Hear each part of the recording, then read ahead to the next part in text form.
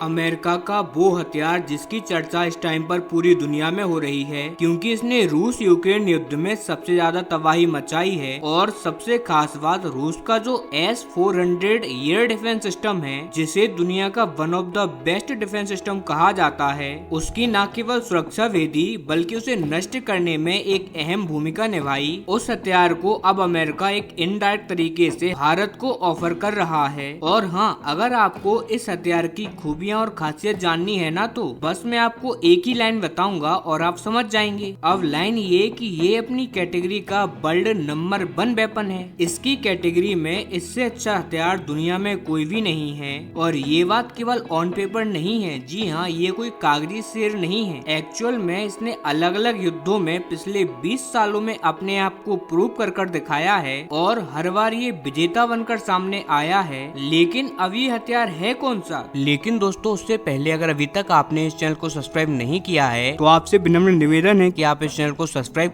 कर notification bell को on कर लीजिए और वीडियो को लाइक कर दीजिए। चलिए हम वीडियो में वापस आते हैं। तो इस हथियार का नाम है हैमास और इसे न केवल अमेरिका का बल्कि पूरी दुनिया का one of the best rocket launcher system माना जाता है। और इस टाइम पर भारत और अमेरिकी सेना का एक युद्ध अभ्यास चल रहा है। लेकिन ये कोई आम प्रकार का वॉर गेम नहीं है। दरअसल इस युद्ध अभ्यास में दोनों देशों की सेनाओं ने अपने वो तमाम हथियार शामिल करे हैं जो कि हाई एल्टीट्यूड वॉरफेयर में इस्तेमाल किए जाते हैं। यानी कि ऐसी ट्रेन जहां पर ऊंचाई बहुत ज्यादा हो, ऑक्सीजन का लेवल बहुत ज्यादा कम हो, साथ ही लड़ाई की बहुत ही ज्यादा विपरीत परिस्थितियां हो, वहां पर कौन से हथियार सबसे ज्यादा कारगर साबित होंगे उन्हें शामिल किया गया है। और इसी हिसाब से दोनों सेनाएं मिलकर अपनी अपनी तरफ से प्रैक्टिस करेंगी कि ऐसे माहौल में किस तरीके से अपने हथियारों को ऑपरेट करना है और कैसे लड़ाई लड़नी है। यानी कि कुल मिलाकर ये तैयारी हो रही है चीन के खिलाफ। और इसीलिए अमेरिका ने अपने 2 स्पेशल हथियार इसमें शामिल करे हैं। पहला तो है स्ट्राइकर कॉम्बैक्ट व्हीकल। आपको मैं बता दूं कि इसकी डील हमने ऑलमोस्ट अमेरिका के साथ साइन कर ली है। हम इसे 500 से भी ज्यादा की संख्या में परचेज करेंगे और चीन की सीमा पर तैनात करेंगे क्योंकि ये एकमात्र दुनिया का ऐसा कॉम्बैक्ट व्हीकल है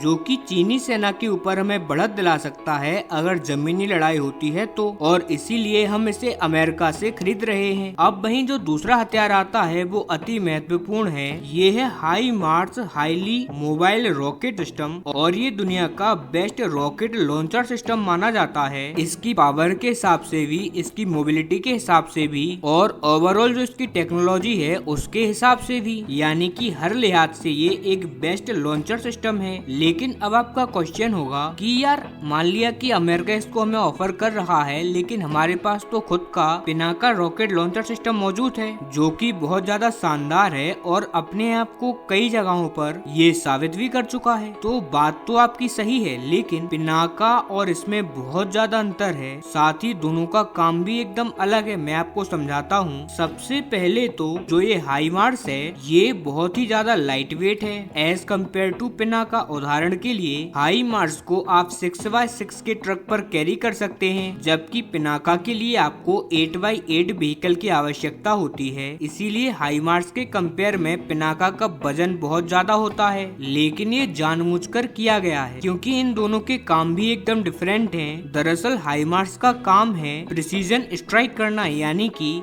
दुश्मन के किसी भी एक खास इलाके में कोई भी एक खास चीज को टारगेट बनाना हो, उसे खत्म करना हो, तो आप पिनाका की जगह हाई मार्स का उपयोग करोगे। उदाहरण के लिए आपको दुश्मन का एक एयरबेस उड़ाना है, पूरा का पूरा आपको पूरी हवाई पट्टी ही खत्म करनी है, तो आप हाई मार्स का उपयोग करोगे क्योंकि ये प्रिसीजन स्ट्राइक करता है, निशाने से चूकेगा नहीं। इसीलिए इसके एक सिस्टम में आप 6 रॉकेट एक साथ फायर कर सकते हो। 6 रॉकेट से ही आपका काम हो जाएगा। लेकिन पिनाका का काम एकदम अलग है। पिनाका का काम है दुश्मन के इलाके में संपूर्ण सर्वनाश करना, चौतरफा तबाही मचाना अंधाधुंध तरीके से, यानी कि दुश्मन को संभलने का मौका ही ना मिले, उसके पैर उखड़ जाएं, उसकी पूरी इन्फेंट्री आप उखाड़ कर रख दो। और इसीलिए पिनाका में आपको एक साथ ज्यादा रॉकेट फायर करने पड़ते हैं और यही कारण है कि पिनाका का इस्तेमाल करते हुए आपको रॉकेट की आवश्यकता ज्यादा पड़ती है। और इसीलिए पिनाका के एक सिस्टम में आप एक बार में 12 रॉकेट को फायर कर सकते हैं, यानी कि हाई मार्स के मुकाबले में डबल। और यही कारण है कि इनकी मोबिलिटी पर भी फर्क पड़ता है। आप पिनाका को